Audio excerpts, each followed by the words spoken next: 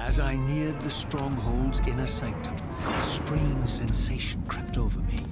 An indescribable feeling of displacement, a sense of vertigo, as reality itself appeared to warp and bend around me. The disturbance seemed to emanate from the sanctuary's furthest chapel. As I cautiously approached, the sense of dislocation intensified with each step. So this was the tomb of the beloved King William the Just, beatified here as the martyr and catalyst of Mobius's crusade. I was reminded of Kain's journey as a fledgling vampire, how Mobius coerced him to travel back in history and assassinate William, thus igniting a genocidal hatred of vampires among the citizens of Nosgoth. And here I discovered the source of the displacement. The Soul Reaver itself, laid out like a holy relic, and broken, apparently in the battle between William and Kain. I had not thought such a thing was possible, until, of course, Kain shattered the blade against me when he tried to strike me down. Thus, the captive spirit inhabiting the Reaver was released, and binding itself to me became my symbiotic weapon. And so the Reaver met its former self, still imprisoned in this corporeal shell. I watched, mesmerized, as the Wraith blade uncoiled itself and snaked down the length of the physical blade. Embracing its twin, its mirror self, the Reaver's long dormant spirit was now fully aroused. And for the first time, I felt the true presence of this other entity, willful, ravenous, and deranged from thousands of years of imprisonment. The Reaver was now in command, and I, now merely its helpless host, felt my soul being leeched to restore the blade. But the Reaver knew better than to destroy its host, and just as I neared the brink of oblivion, the blade released its hold on me. As I recovered, I realized we were now bound together in a fragile alliance. The Reaver no longer merely my symbiotic weapon, but a sentient parasite competing for control. What have you done to me, Mobius? Is this your trap? How mine? Don't forget it was Kain who led you here, not I.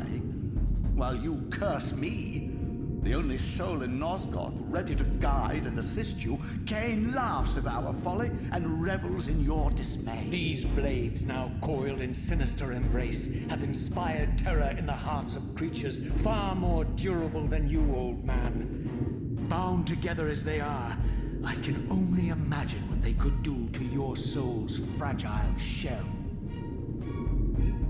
Raziel, I beg you to stay your hand. This was none of my doing. I have sought only to aid you in your righteous quest. Why, you're trembling, Mobius. Has your confidence abandoned you? You seem to have made a fatal error by leaving your precious staff behind. Is that where all your courage comes from? Listen to me, Raziel. You don't know what you're doing. I have taken an enormous risk by appearing here before you, so defenseless, yet eager to prove my good intentions.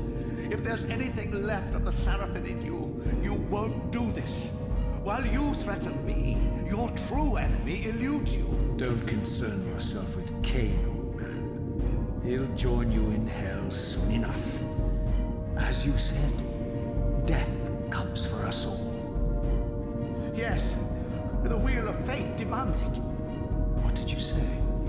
The wheel of fate. The inexorable cycle of death and rebirth to which all men are compelled. We serve the same God, Raziel. To strike me down would be striking God's own attendant. And I don't believe even you would take that risk. I tire of your games, Mobius. Now that I know you fear me, I needn't concern myself with you. Kain is waiting for me.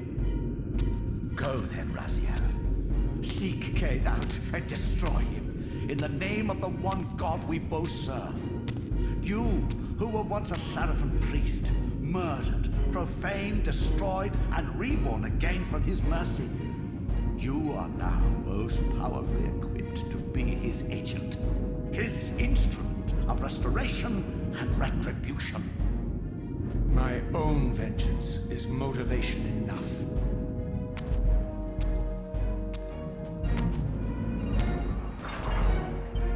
By my soul, you almost had me, my little blue assassin. But that'll be the one and only chance you get. I assure you of that. I could now summon the blade at will, regardless of my strength. But once summoned, the blade's ravenous appetite could not be contained. It devoured the souls of its victims, and if I allowed it to become over-aroused, the Reaver would now turn its hunger